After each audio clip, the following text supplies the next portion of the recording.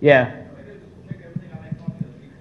It's possible, but what's going to be the limiting factor is the infrastructure needed to develop it. We are developing one of the oil fields in Iraq. Our company is, as is Shell, as is BP, etc. We're all competing for the same resources when it comes to people who can drill wells, people who can set up the infrastructure, the pipelines, and all of that. So I don't think all of that oil is going to come gushing into the market all at once, because there are other limiting factors, there are other bottlenecks. And it's going to, in a sense, it's going to help extend the plateau, because it's going to take time to develop all of that. Iraq, for example, is producing at probably a half to maybe even a third of its full potential. But it's going to take decades to get it up to that full potential. Same with Libya, you know. So over time, yeah, all of these will get into the full potential, but by that time something else depletes. Maybe Saudi Arabia, you know, maybe the U.S. oil is definitely depleting now, for example. So hopefully, you know, all of that together will keep oil from getting flooded in the market. It's happening in gas, though, with that unconventional gas, and we're definitely seeing it in the price structure. You know. So, but I don't, this is me speaking, I don't see that happening with oil because it's so difficult to develop all of these fields. So. One of the slides talks about Europe going towards more wind and renewables in terms of electricity generation. Right. And the second top part from top talks about gas kind of pinching out towards 2040. Right. If that is the case, then how is Exxon strategically and financially placed by trying its hand at the newfound shales under UK and Poland, where it's actually drilling a well, trying to find gas? Yeah. It's basically a portfolio approach. You know, you have your hands in all of these different things, and you hope a couple of those work out. For example, just before I moved into my current assignment, I was actually working with a group of engineers on a shale gas well in Poland and shale gas wells in the UK. The wells we drilled in Poland aren't panning out. So even though from an accumulation standpoint it's there are so many technical factors that are needed. For example, the plasticity of the rock. When you frack it open and you place, essentially you frack open the rock and then you place proppants in there so that when you take the pressure off, when the rock closes up, it doesn't seal off completely and it's still left open for the gas to flow. However, if the rock is more pliable, all those proppants get embedded into the rock and the frac closes off. So the nature of the rock is important. The extent to which you can send out a frac into the rock is important. So it all depends. You got to go in there, drill a well, try it out, and see if it works. So it didn't for us in Poland. But it's working very well for us in the U.S. because we found a few, and we made a huge bet recently buying a company called XTO, you know, for $70 billion because of this prediction that gas is going to be the fuel of the future, and that it's going to, you know, so to essentially have a portfolio. It may not be a return on investment today, but it's a prediction that it'll pay out later. And if that doesn't pay out, maybe Iraq will. And if both of those don't pay out, maybe our chemicals company will pay out. So it's a portfolio, and overall, enough of them click that we do end up still having a successful year or decade. Well, there would be technologies like the highway from Schlumberger, which might enable you to frack the shale gas wells in Poland. But what I'm essentially asking is, the gas which you probably would produce with these new technologies in Poland, would they supply to Europe where the demand for gas is going down, as shown by the plot? Yeah, yeah, but I mean, there's still a gas sector in Europe, right? And Germany, for example, is very keen on developing its shale gas because they are dependent on supplies from Russia. And that from a political standpoint is not exactly comfortable for them. So they are going all out to encourage us to develop the shale gas potential in Germany. So even though the German landscape is dotted with windmills wherever you go, every country has got to treat energy as a portfolio. No one source is going to solve its issues.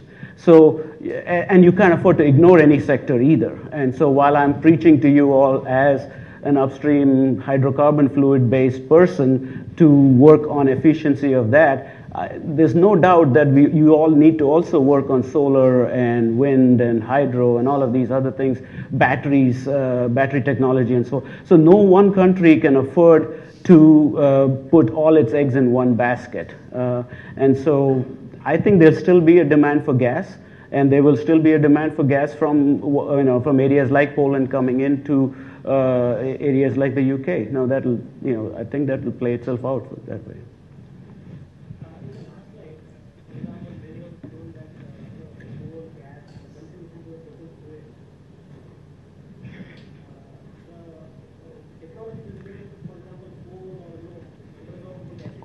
Mm-hmm. Yes. Is that going to increase the gas consumption or the coal part of it? Good question. Hard to predict. I think the reason why it may be coal that gets displaced is because of its emissions issues. Now, if somebody, you all have heard of clean coal initiatives. You all have heard of CO2 sequestration. So there are technologies that are being worked to make, to continue the viability of coal, even though from an emission standpoint it has a handicap, as it were. And things like biomass fuels are going to play a role in the future. And in terms of which fuel gets displaced first, this is me speaking. My personal bet is that coal is the one that's going to get displaced first. But as our predictions are saying, not for a long time. At least even after 30 years, we're expecting coals to still be, what is it, about 15% of the total energy source. So it's hard to predict. It all depends upon, for example, as the other gentleman was talking about in terms of oil becoming flooded with oil and the prices dropping, and all of a sudden certain parts of it become uneconomic, then maybe it displaces oil, right? Or another incident like Fukushima happens and nuclear suddenly falls out of favor. It maybe displaces nuclear. So there are too many trends, too many external factors that can come into it that kind of makes it difficult to predict that. But taking out these special events, as it were, this is the prediction, and what we're saying is that over time coal is the one that's going to get phased out, as it were. Will this...